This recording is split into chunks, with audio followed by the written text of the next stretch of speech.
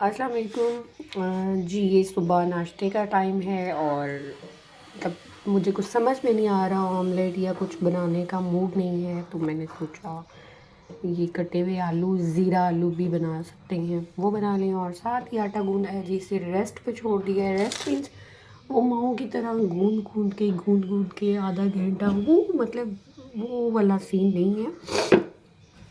गूंदा और इसको थोड़ा रेस्ट पे छोड़ दिया और थोड़ी देर के बाद ये मतलब अपनी कंडीशन गुड ले लेगा। तो अभी हम बनाते हैं ज़ीरे वाले आलू।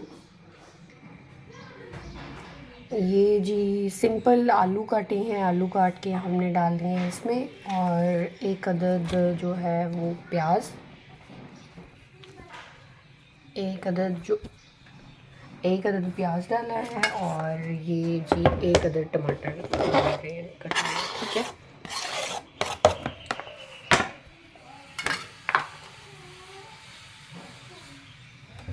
और बस साथ साथ अब हम इसमें डालेंगे लाल मिर्च। जो जिस तरह खाना पसंद करता है जस्ट आपने उस तरह डालनी है।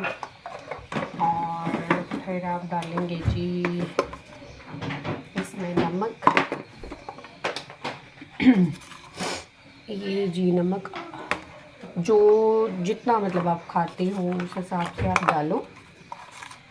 और मेरी कोशिश होती है कि मैं जस्ट इतना ही यूज़ करूँ कि एक गुड टेस्ट आ सके। ज़्यादा स्पाइसी जो है हमारी हेल्थ के लिए भी अच्छा नहीं होता है।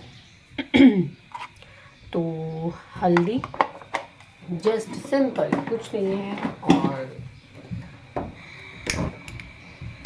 और जी इसके बाद हम डालेंगे सिंपल, कोई कुछ नहीं, नमक मिर्च टमाटर, ये जी डालेंगे हल्दी और ये ज़ीरा, ठीक है जी। और घी ऑयल डाल दिया इसमें, ठीक है। और इसमें थोड़ा सा हरी मिर्चें और धनिया जो है हम लास्ट में डालेंगे। हरी मिर्चें डालेंगे तो टेस्ट जो है पहले ही ज़्यादा तीखा बनेगा। तो नाश्ते में ज़्यादा तीखा मतलब खुद अपने साथ दुश्मनी तो वो हम नहीं करेंगे, ठीक है जी।